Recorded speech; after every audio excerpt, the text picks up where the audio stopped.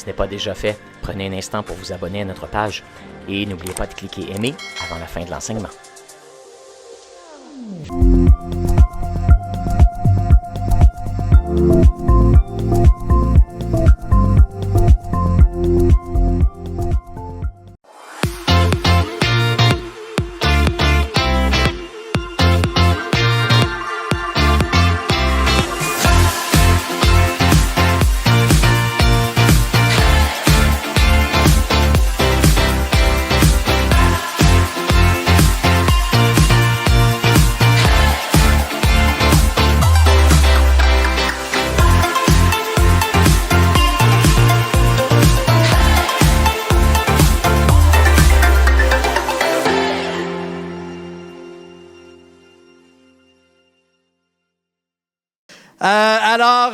Vous savez, on a adoré ce matin, on a parlé de l'adoration. L'adoration pour l'Éternel, c'est plus que ce qu'on fait le dimanche matin. J'espère que vous comprenez ça. Que ce qu'on fait le dimanche matin, c'est une partie de l'adoration. La façon que l'on vit sa vie, c'est une adoration. C'est une façon d'adorer Dieu. Alors, ça va bien avec le thème de ce matin. Le titre de mon partage, c'est « Discerner votre vocation et vivre une vie fructueuse ». Discerner votre vocation et vivre une vie fructueuse. Alors, je vais partager avec vous un enseignement. Je vais m'en tenir à mes notes pour pas me promener un peu partout, là. Et après ça, je vais vous faire un exercice d'une dizaine de minutes sur le texte biblique qu'on va partager ensemble. Et après, je vais conclure avec quelques pensées pour vous aider à discerner votre vocation. Donc, c'est une joie et c'est un privilège pour moi de partager avec vous ce sujet ce matin. La bonne nouvelle, la bonne nouvelle est que Dieu veut que nous vivions une vie fructueuse. J'espère que vous êtes tous convaincus de ça. Et si vous ne l'êtes pas, bien, j'espère que vous allez l'être à la fin de ma prédication. Dieu veut que l'on vive une vie fructueuse. Notez bien l'intention de Dieu qu'on retrouve dans le texte de Éphésiens chapitre 2, le verset 10. Et je vais vous le lire à partir de la traduction, le français courant, qui dit « En effet, nous sommes l'œuvre de Dieu. Il nous a créés, unis avec Jésus-Christ, pour que nous menions une vie riche. » Et le mot « riche » ici ne fait pas référence à des biens matériels, parce qu'on le voit avec ce qui suit, une vie riche en actions pleines de bonté, celle qu'il, c'est qui ce qu'il? C'est Dieu, celle que Dieu a préparée d'avance afin que nous les pratiquions. Il y a des œuvres que Dieu a préparé d'avance afin que nous les pratiquions. Bon, moi, je trouve ce texte-là encourageant, mais pour être honnête avec vous, je n'ai pas toujours eu l'impression que ma vie était fructueuse. Peut-être certains d'entre vous ce matin, vous vous sentez de la même façon.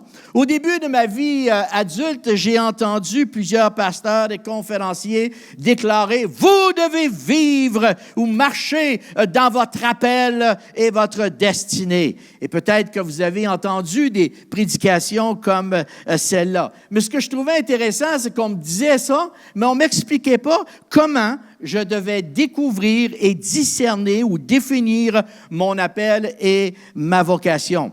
Donc, ma vocation est demeurée mystérieuse et cachée pour un certain temps. Pourtant, je priais, probablement comme plusieurs d'entre vous, je priais presque à tous les jours, « Seigneur, quelle est ta volonté pour ma vie? » Parce que je voulais exercer la bonne profession. Je voulais être au bon endroit. Et je voulais être tout ce que je pouvais être pour Jésus et remplir mon appel pour lui.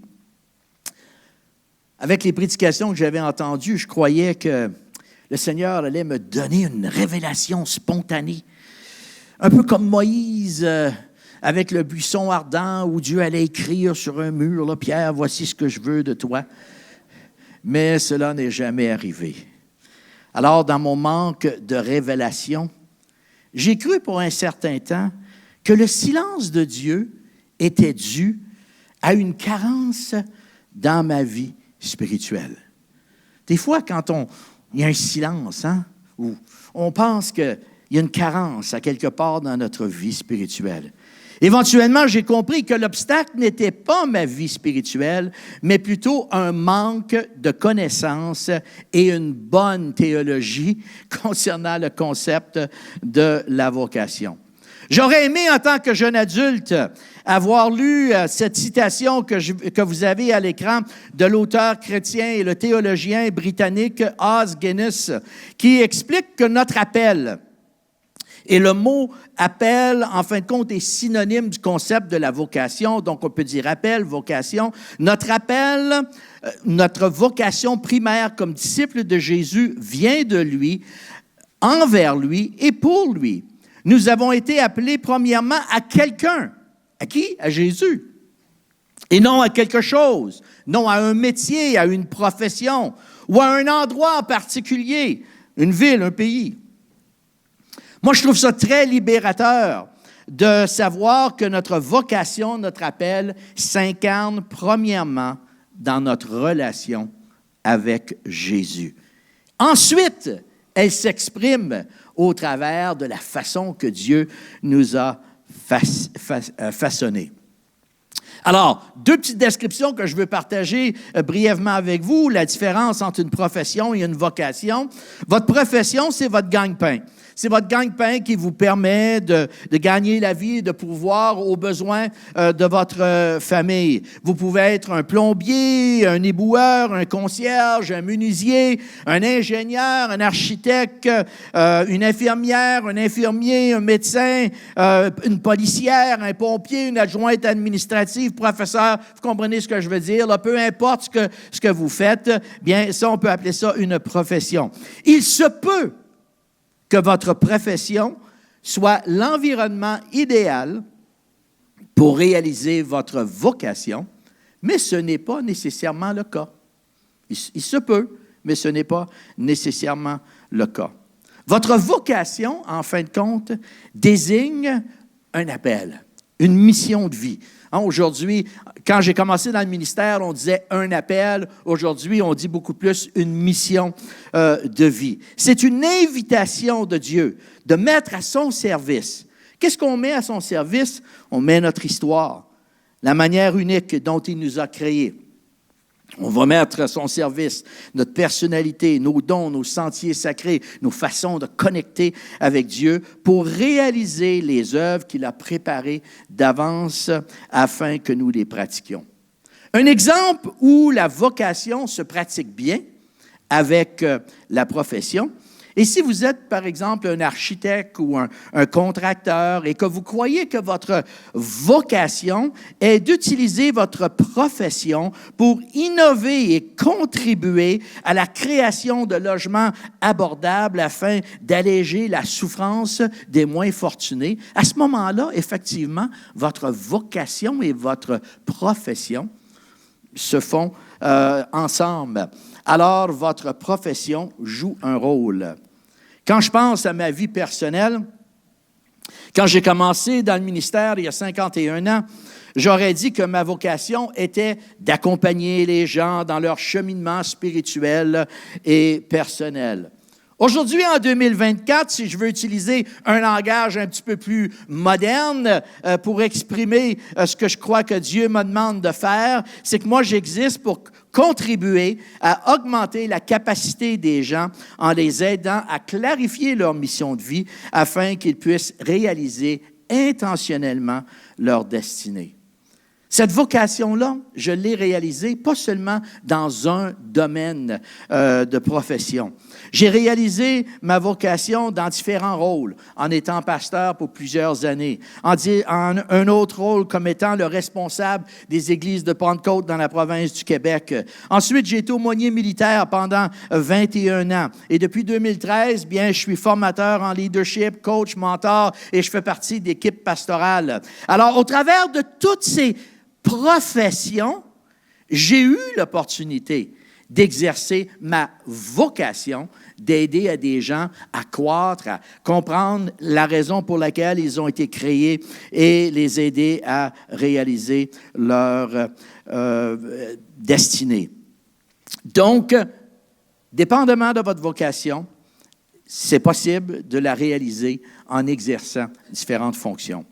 Ce qui est important à retenir, c'est que notre vocation est en réalité l'activation de notre histoire de vie. Dieu va utiliser notre histoire de vie. Il va utiliser les dons que nous avons, nos sentiers sacrés pour contribuer à son plan.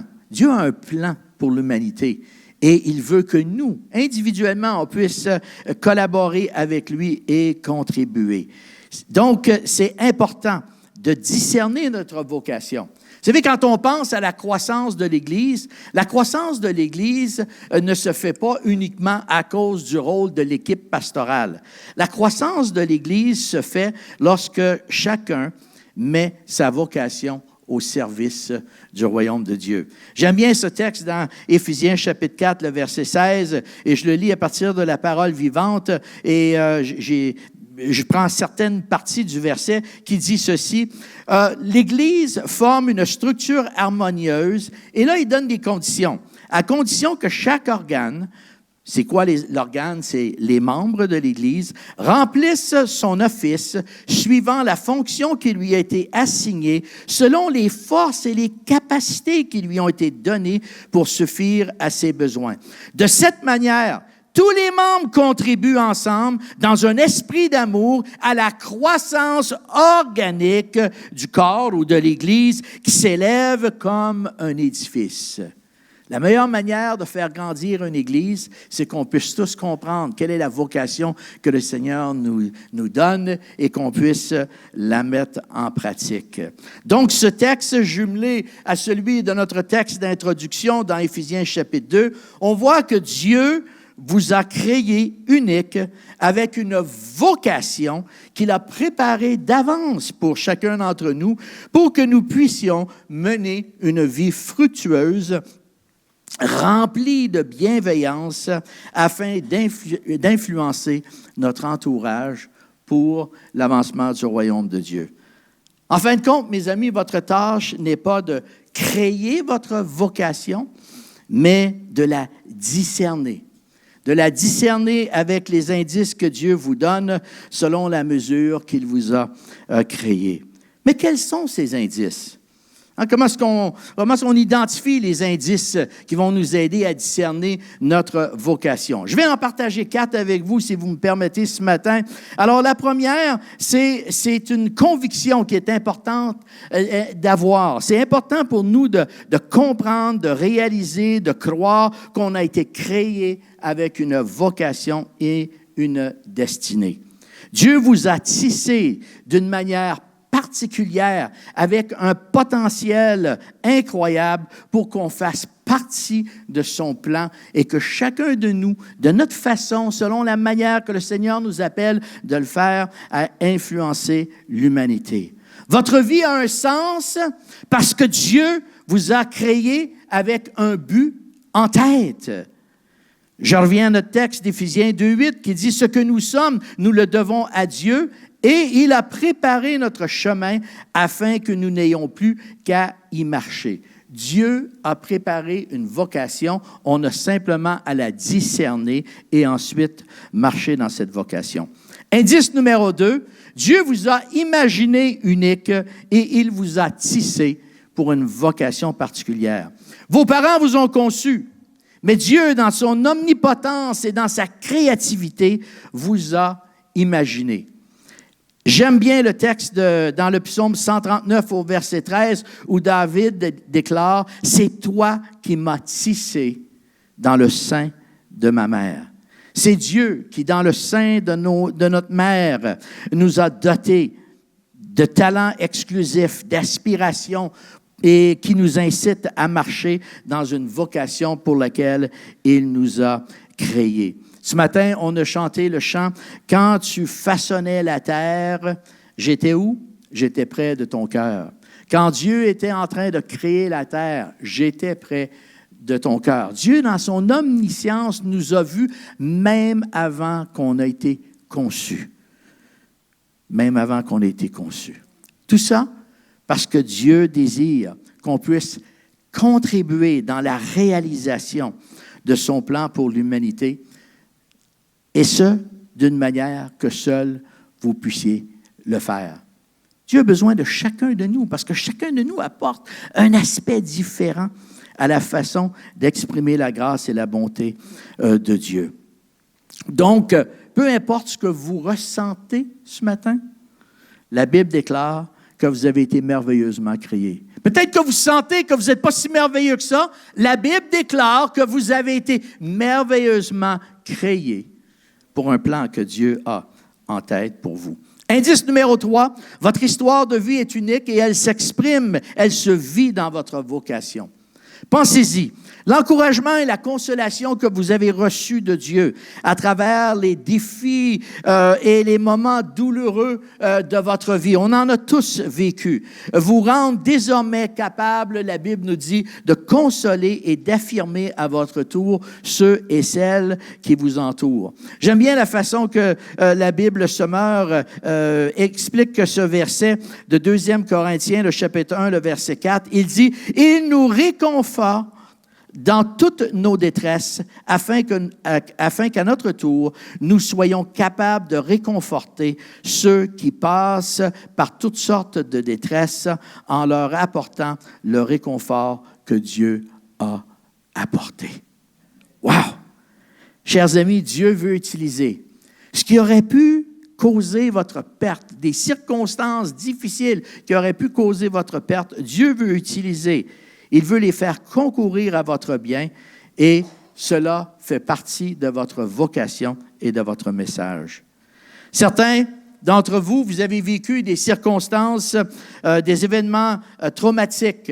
D'autres ont vécu des maladies graves. Certains, vos vies ont pu être mis en danger de toutes sortes de manières. D'autres, vous avez presque tout perdu.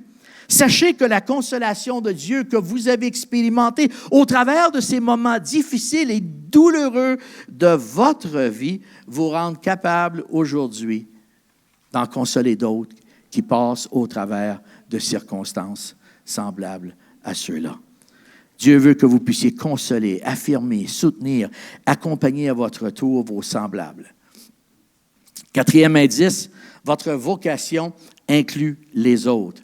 À moins d'être narcissique, votre épanouissement ultime et satisfaction personnelle ne vient pas de la recherche du bonheur pour vous-même, mais du fait que vous êtes au service de votre prochain en contribuant à l'avancement de Dieu. Dieu ne nous a pas appelés à vivre comme des ermites, cachés. On n'est pas appelés à vivre dans des monastères, mes amis. Le Seigneur veut qu'on vive en société, entouré des autres, et qu'on puisse bénir d'autres. Réaliser sa vocation, en fin de compte, c'est de comprendre la façon que le Seigneur nous a tissés et de nous laisser conduire et inspirer par les pensées et les sentiments qui étaient en Jésus.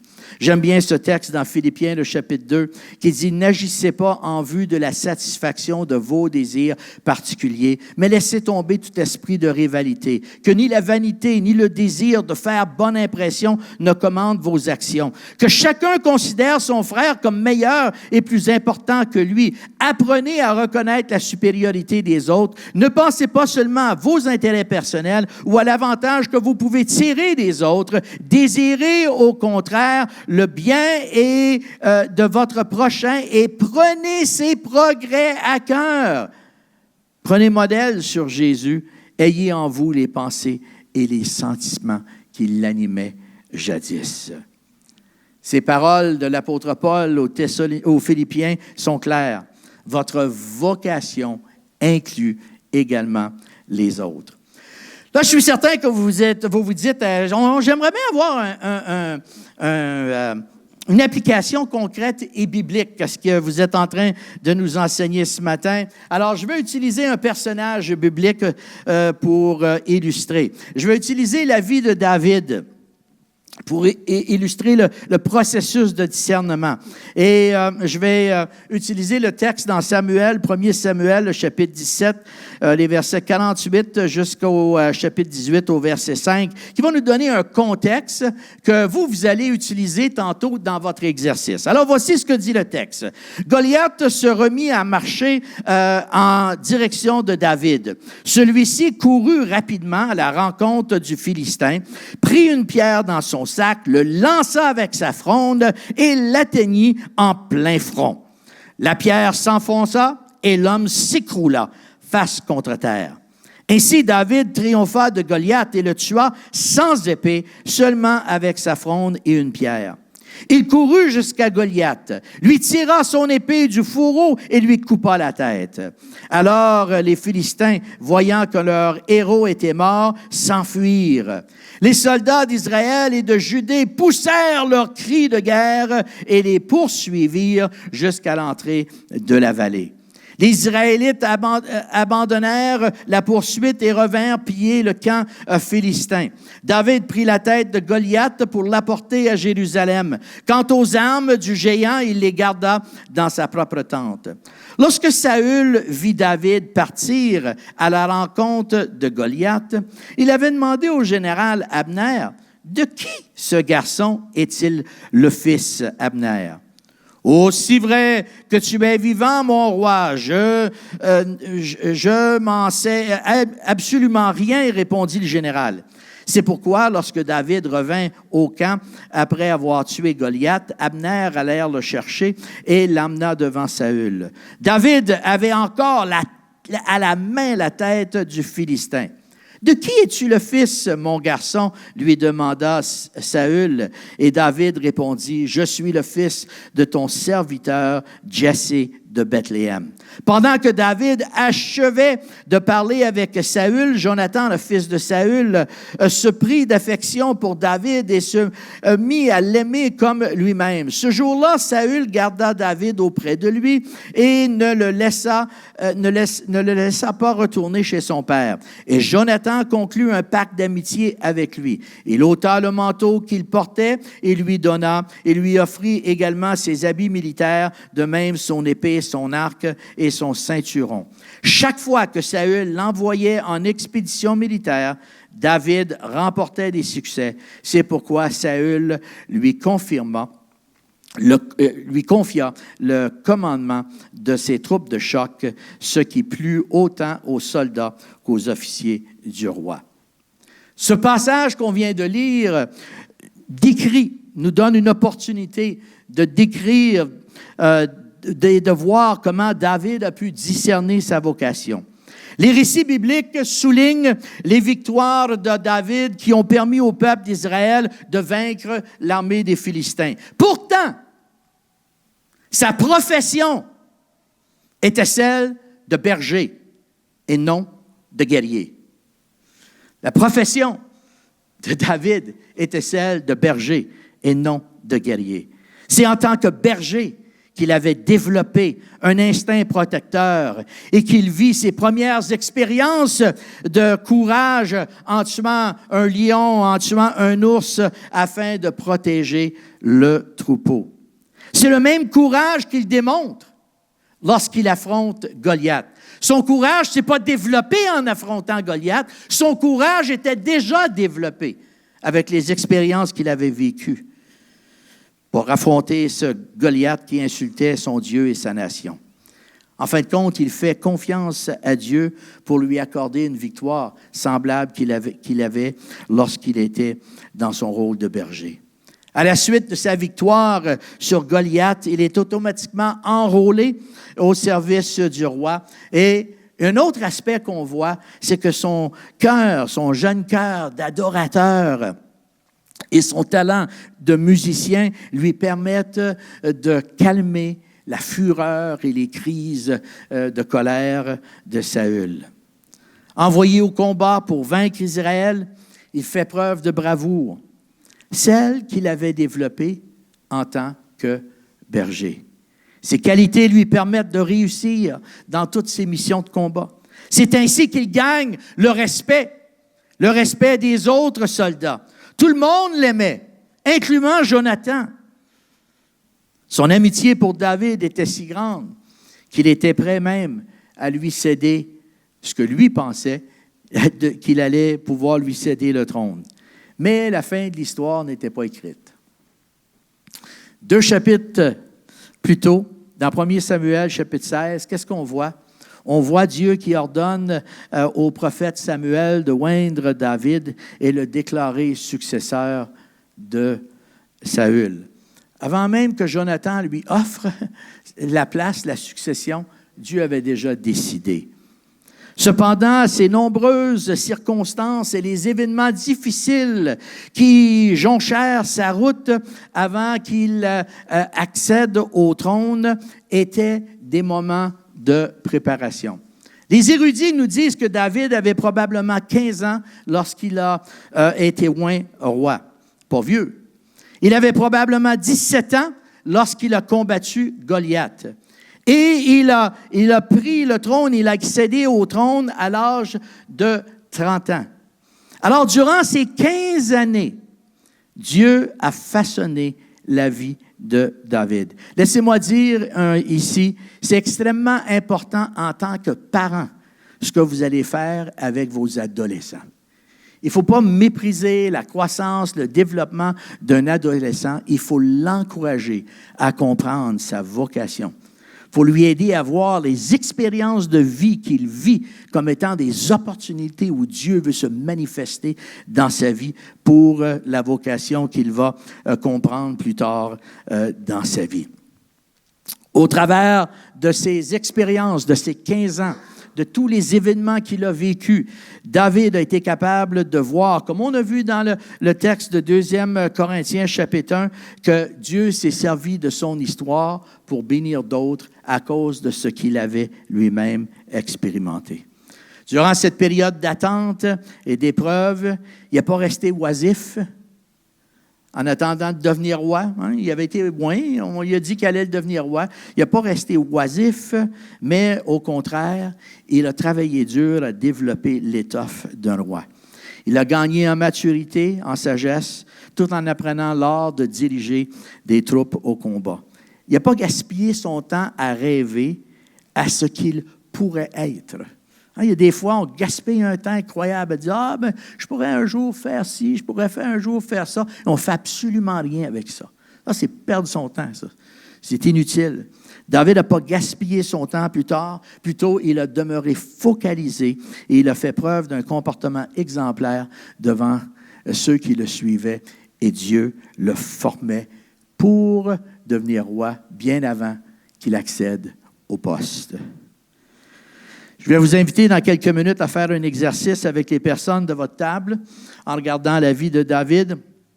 Mais avant, permettez-moi de partager avec vous une façon d'identifier notre vocation. Vous savez, le problème le plus fréquent pour identifier sa vocation est que les gens sont soit trop vagues ou bien ils sont trop spécifiques en focalisant sur un rôle, sur un titre. Par exemple, les gens disent « Ah bien, moi, je suis appelé à glorifier Dieu et aimer mon prochain. » Ben, devinez, là. Ça, c'est la raison d'être de tous les chrétiens. On est tous appelés à glorifier Dieu. Tout ce que Dieu a créé, c'est pour le glorifier. Donc, on est tous appelés à glorifier Dieu. Alors, c'est trop vague, trop générique pour identifier une vocation. À l'opposé, il y a des gens qui vont être très spécifiques face à des titres. Par exemple, il y a des gens qui vont dire, bien moi, je sens que je suis appelé à être pasteur, leader de louange, prophétesse, évangéliste ou enseignante. Et cette approche est limitante et de plus, une fonction ou un titre ne garantit jamais votre vocation. La preuve, c'est regarder Saül.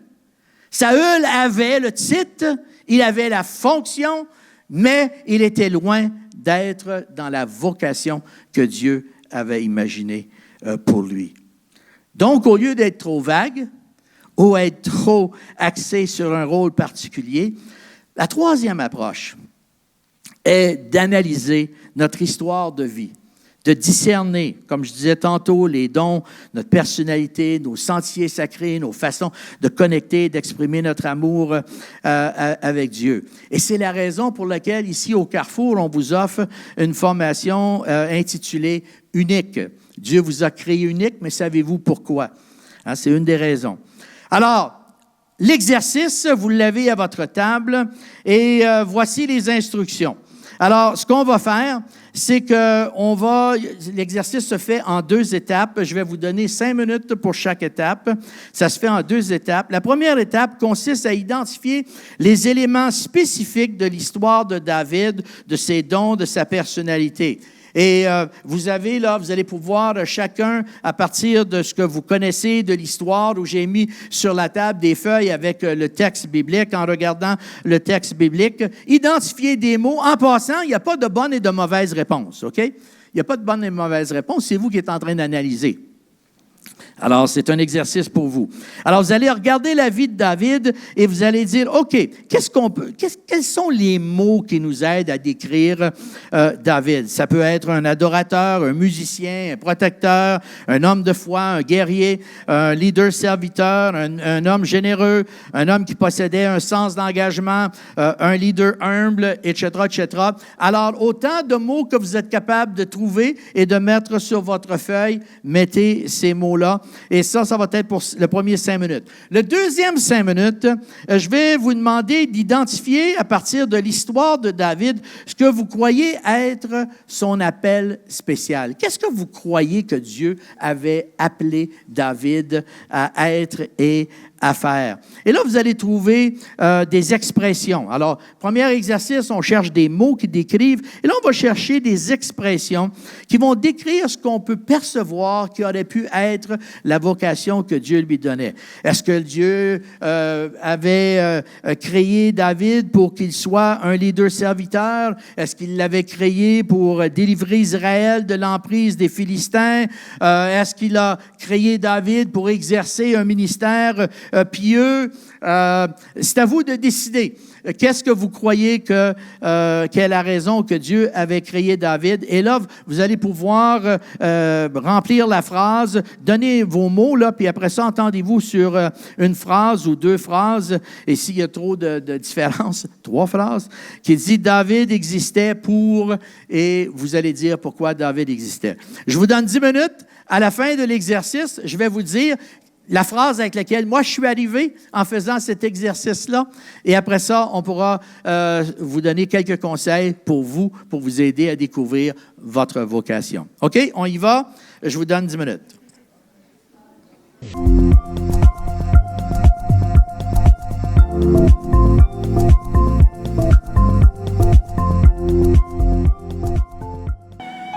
Y en a-tu qui sont arrivés à une phrase? Au moins une? De ce que vous croyez la raison pour laquelle David existait? Vous êtes en train de la travailler en partie? Je sais que j'ai vu des mots là, en marchant là, autour de table en table. Je sais que certains d'entre vous, vous étiez proches. Ah oui, il y a quelqu'un qui l'a fait. Bon, excellent. Alors, écoutez, moi, j'ai fait l'exercice et je suis arrivé à cette phrase-ci qui, pour moi, décrit la raison que David existe. David existe pour modeler le comportement d'un roi selon le cœur de Dieu et la bénédiction qui en découle sur la nation. Après avoir vécu l'expérience, Saül était le premier roi. N'oubliez pas que Saül était le premier roi et sa royauté a été un échec. Alors, Dieu a préparé, avant même qu'il entre en office, Dieu a préparé une personne à être un roi selon le cœur de Dieu. Et la nation a pu voir, c'est quoi la bénédiction quand tu as un leader qui a une bonne spiritualité, qui est bien ancré dans sa spiritualité et qui va bénir son peuple parce qu'il va travailler pour le peuple. Et c'est ce que David a fait.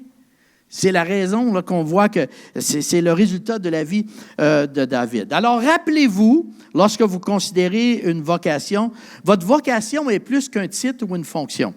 C'est l'activation. C'est la mise en pratique de votre histoire. On a vu comment Dieu s'est servi de la vie de David dès son adolescence pour le préparer, pour développer en lui des aspects qu'il aurait besoin une fois qu'il serait au royaume. Donc, c'est l'activation, la mise en pratique de votre histoire de vie, de vos dons, de votre personnalité, de vos sentiers, pour contribuer d'une manière unique, pour contribuer d'une manière spéciale au plan de Dieu. Alors, quelle est votre vocation? C'est quoi, vous, votre vocation? Est-ce que vous la connaissez? Maintenant que vous avez fait l'exercice avec David et tout le monde a une feuille, alors vous pouvez partir avec. Ça va vous donner quelques pistes. Je vous invite cette semaine à vous trouver dans un endroit calme, loin des distractions. Fermez votre téléphone, fermez la porte. Trouvez-vous là dans un endroit où vous pouvez réfléchir et pensez à votre vie et identifiez 8 à 10 éléments importants de votre histoire.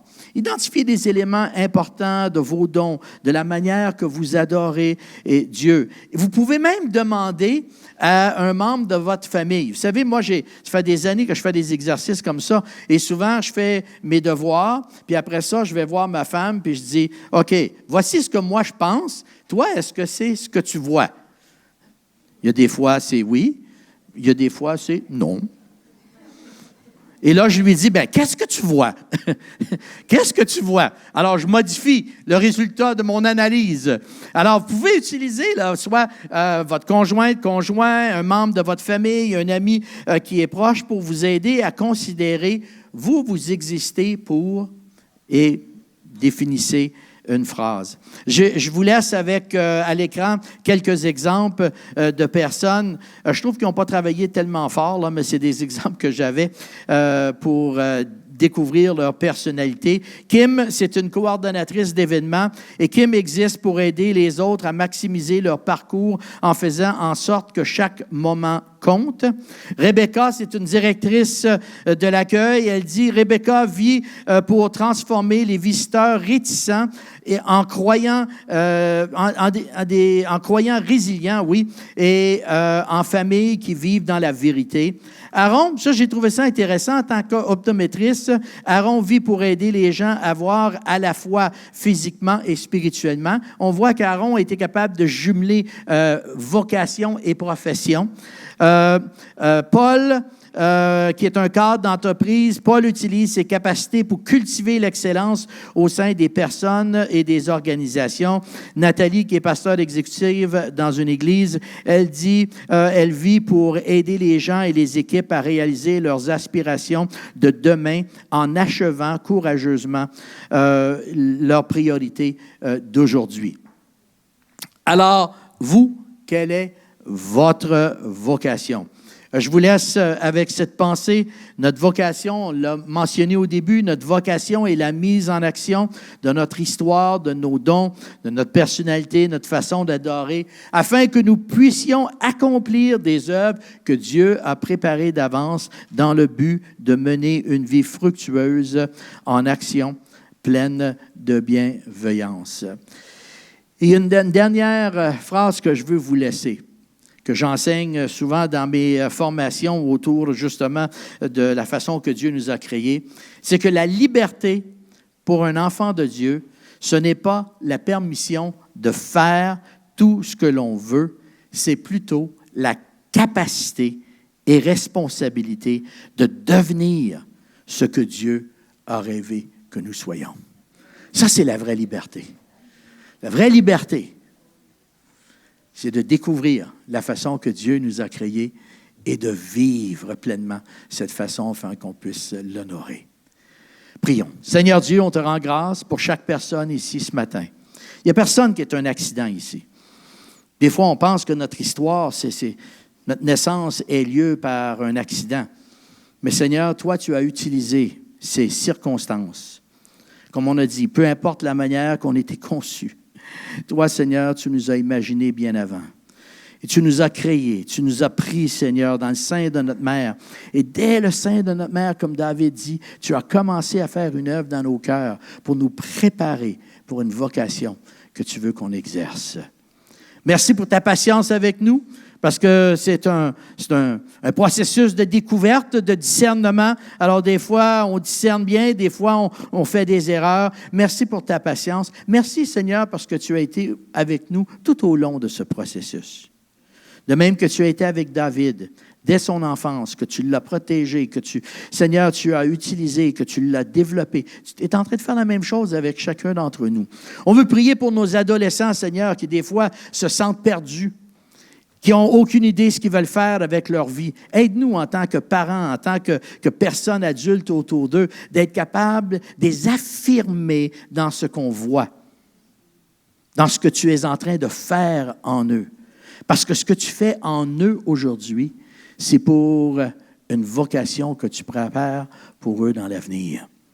Alors, Seigneur, aide-nous à pouvoir être des partenaires pour découvrir, pour discerner avec eux. Merci, Seigneur, pour ceux qui sont entrés dans leur vocation. Bénis-les, Seigneur, qu'il y ait du fruit dans leur vie. Et on sait que ce fruit, Seigneur, consiste de bénédiction envers les autres. Seigneur, tu nous as créés afin qu'on puisse te glorifier et afin qu'on puisse participer de manière particulière à l'avancement de ton royaume. Alors, merci. Qu'on aime la façon qu'on a été créé ou non, Seigneur, on te dit merci ce matin pour la personne merveilleuse que tu as créée et parce que tu nous as créés avec une vocation et une intention. Dans le précieux nom de Jésus. Amen. Amen.